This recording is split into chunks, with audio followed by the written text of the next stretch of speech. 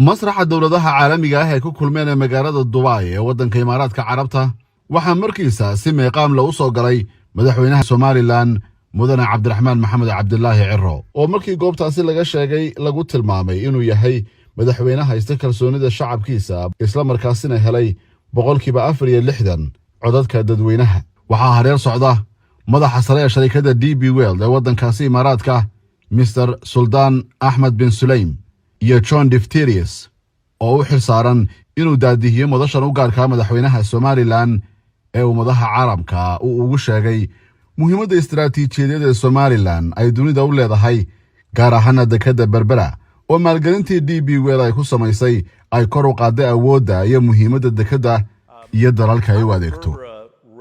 John Defterius ayaa waxa uu weydiiyey madaxweynaha Somaliland mudane Cabdiraxmaan Maxamed su'aal nuxurkeedu yahay dekedda Somaliland ee Berbera ee ku taala meesha istiraatiijiga ah iskuna xidha bariga dhexe bariga Afrika iyo Asia maxay ka dhigan tahay 400 milyan ee dollar ay ku maalgelisay DP World dekedda Berbera maxay ka tahay kobaca dhaqaalaha ee Somaliland iyo maalgelinta lagu sameeyay waxay uga dhigan tahay Somaliland iyo gobolka Geeska Afrika. What has it meant that $400 million investment by DP World to economic growth, what it represents to GDP?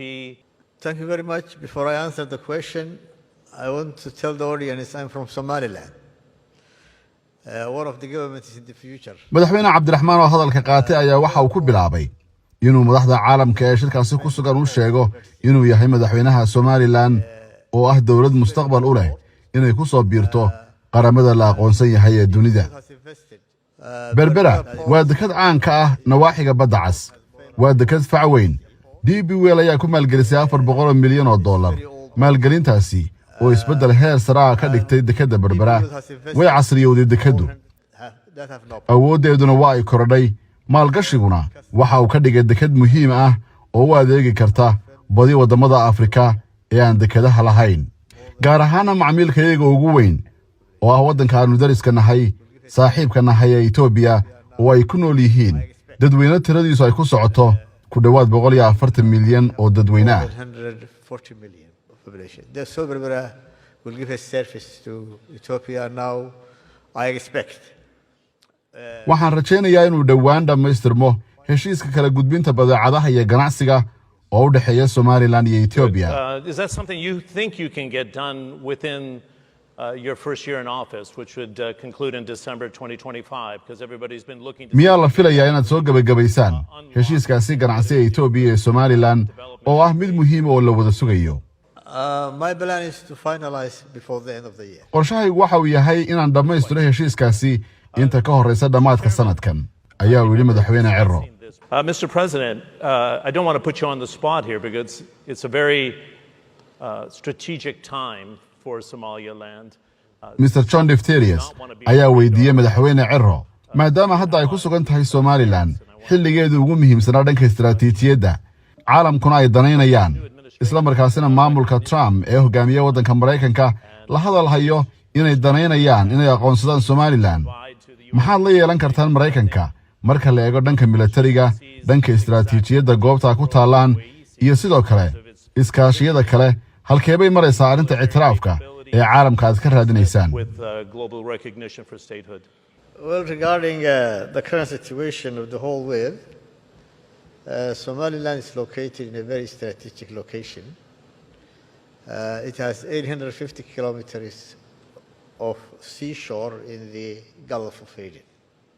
haddii aan ka hadlo xaaladda ictiraafka ee Somaliland waxay muhiim u tahay istiraatiijiyadda dunida waxay leedahay 850 kilomitir oo xeeb ah oo ku dhararan gacanka cadmeed xilligii dagaalkii qaboobaa dekedda Berbera waxay saldhig u noqotay quwadaha dunida Mareykanka oo mar ah iyo Ruushka oo mar ah.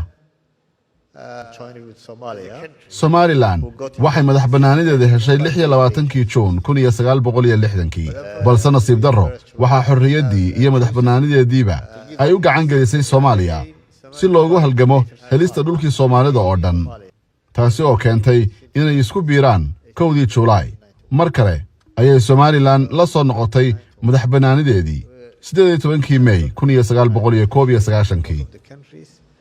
But all the countries in the world have been dealing with Somaliland as a separate entity. balse somalilan ilaa xilligaasi aqoonsi kama helin waddamada caalamka balse adduunku waxa uu somalilan ula macaamilaa si gaar ah somalilan waa qaran dimuqraadi ah oo awoodda xukunka si dimuqraadiya loola kala wareego In a democratic way. Yeah, peaceful transition, actually. Yes. ma waxaad u jeeddaa awood wareejin nabadgelyo ah haa waa sidaa wakhtiga oo kooban awgii maxay noqon kartaa natiijada ictiraafka uu hormuud ka noqdo madaxweynaha maraykanka donald trump taasi oo xambaarsan ictiraaf caalami ah marka la eego aragtidaada mudane As a country, in your view, sir? Regarding our democratic administrative system, we are expecting. marka la eego nidaamkayaga dimuqraadiga ah waxaannu filaynaa in dunidu ay ka garowdo oo ay nagu abaalmariso hannaanka dimuqraadiga ah xidhiidh wanaagsan ayaan la leenahay maraykanka ingiriiska iyo waddamo badan oo dunida ah waxaan rajaynayaa in maraykanku uu noqon doono dalka ugu horreeya ee aqoonsada somalilan United States may be the first country to recognize Somaliland. gebagabadii madaxweynaha somalilan waxa uu sheegay inay sii horumarin doonaan xidhiidhada caalamiga ah waxaana uu mahad celiyey madaxda caalamka ee madasha fadhiyey sidoo kalena waxa uu bogaadiyey qabanqaabiyayaasha shirka dowladaha caalamka ee ka furmay dubai kaasi oo markii ugu horraysay somalilan si madax bannaan loogu soo casuumay For both of them. Thank you very much.